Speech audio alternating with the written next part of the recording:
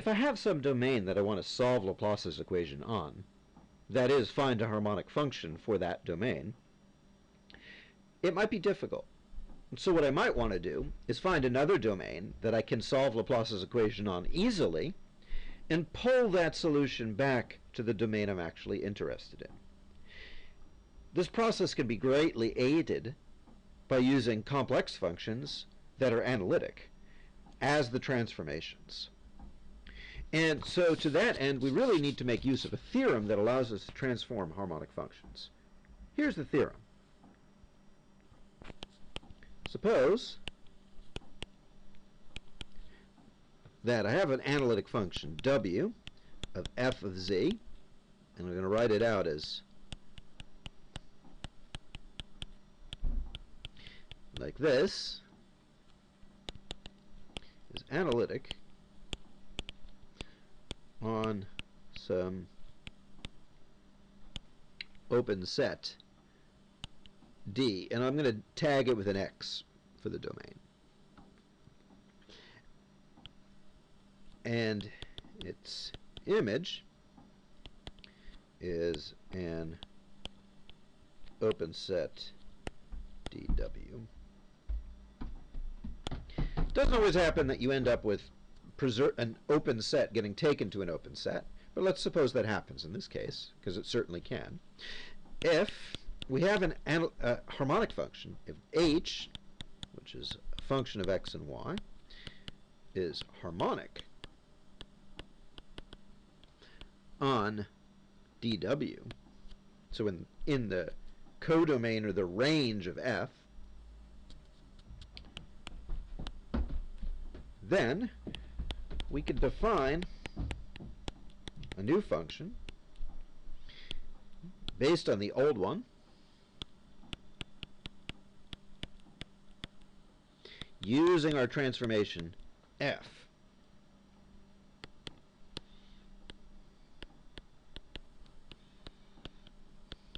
To get a new harmonic function. Now, this is good to draw pictures. You can kind of see what's going on here. Here is dx. Here is dw. There's f transforming dx into dw. These don't need to be simply connected, so it can have some holes.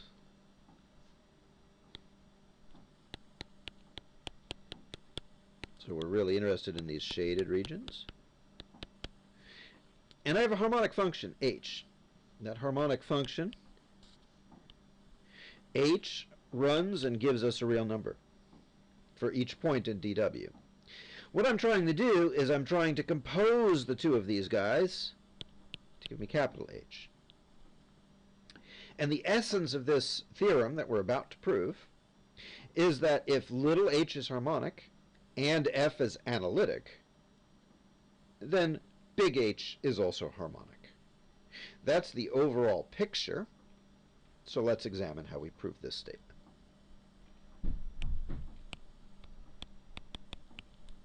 First of all, the thing to notice is, although I've written this D as some arbitrary open set, the way that we typically work with harmonic functions is that their harmonicity is a local property. Why? Because it involves derivatives. And so in particular, we're really only interested in local properties, and that means we can really actually restrict our attention to much simpler situations. So let's pick a point. Let's pick some point x, y in our domain here. Move this so it's a little bit more visible. There's a point x, y. And the image of that point, let's say the image of that point is right here, and that's uv. So f performs that mapping. Because f is a continuous function, it means that I could take some simply connected open set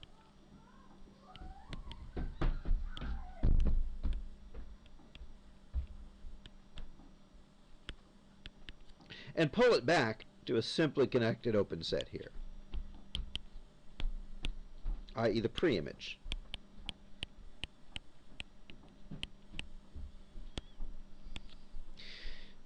So because f is analytic, it is continuous. Thus, the preimage of a disk centered at uv is contained in a disk centered at x, y. So it suffices, therefore,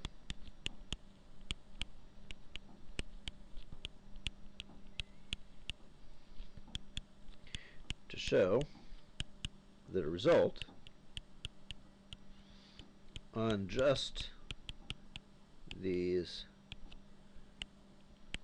disks, because h and h being harmonic are local properties, which is to say only involving derivatives. Furthermore,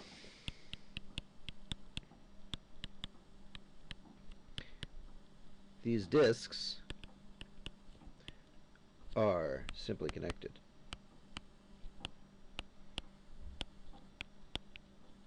Okay. Now, why do we care about simple connectedness? Well, simple connectedness and harmonicity together mean that I have the existence of harmonic conjugates. There's a video that I just made called Constructing a Harmonic Conjugate, or Constructing Harmonic Conjugates, that you should watch if you haven't watched it yet, because without it, you don't have this result. So,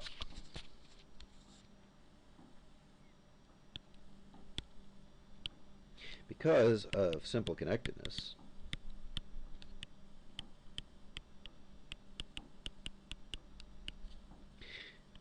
there is a harmonic conjugate of H in the disk centered at UV. Let's call it, oh, I don't know. Let's call it G. I haven't made room for it, so let me make room for it.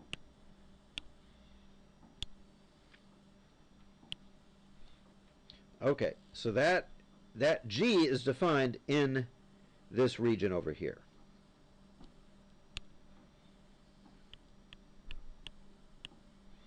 What does that mean? That means H plus IG is analytic in this region. Just in that little green shaded region. It may not extend to all of dW, but since I'm only worried about this local property, that's quite sufficient. So I've gone ahead and made my local property here. I've got my analytic function, i.e. I've got a harmonic conjugate to H. Now, what does that mean? Okay. So H of XY, or of UV rather, UV plus IG of UV. Let's give it a name. Oh, I don't know, I need a name for a new analytic function. I've already used F. K is kind of inopportune. Let me call it, oh, I don't know, capital A of U and V.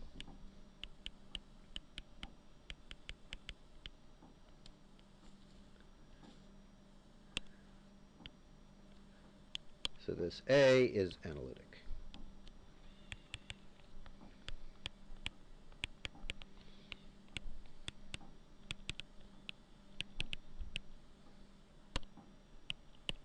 Okay.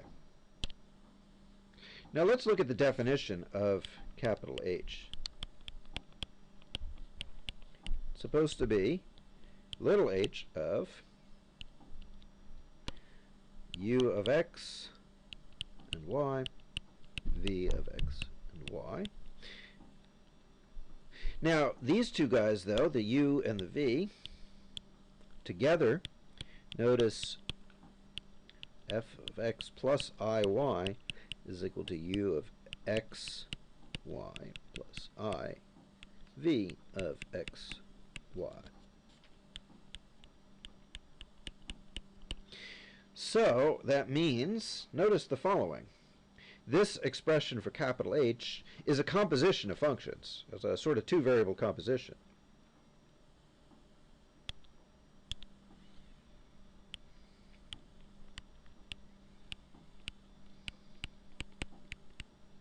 The composition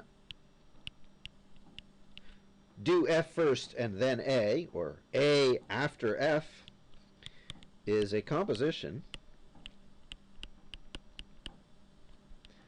of analytic functions.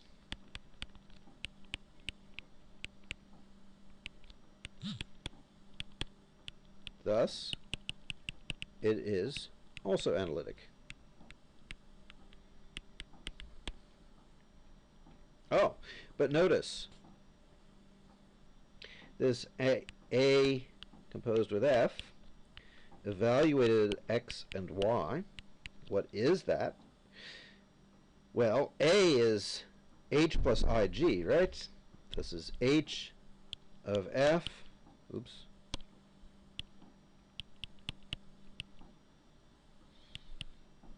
plus ig of f. Or if I want to write it all out in terms of complex numbers, it looks like this. Okay? Now the thing to notice is this side here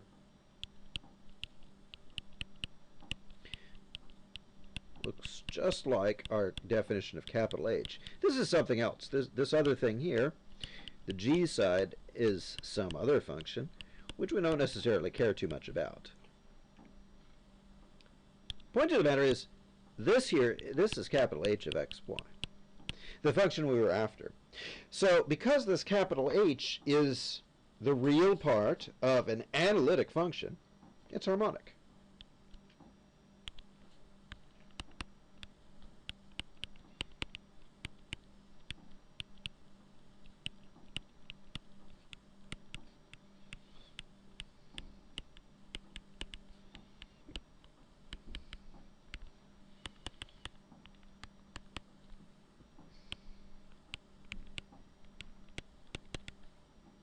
And that's the end of the argument. So in conclusion, whenever you have a domain that you're interested in, that's the dx, and you have an analytic function that transforms it into some other domain on which you can solve Laplace's equation, then in fact you can pull your solution back to the domain that you're interested in. This is a very handy technique. It was very, very popular before computer solutions of Laplace's equation became very popular and very possible. And so many of the early solutions of fluid problems and electrostatic problems, and pretty much any other situation in which you run across Laplace's equation, if they're in the plane or in some 2D region, usually you don't know an obvious solution of Laplace's equation. However, if you can transform it into a more reasonable, more symmetric domain, you can solve Laplace's equation there and pull your solution back. And that's a very standard, old, time-worn technique for solving Laplace's equation on more complicated domains.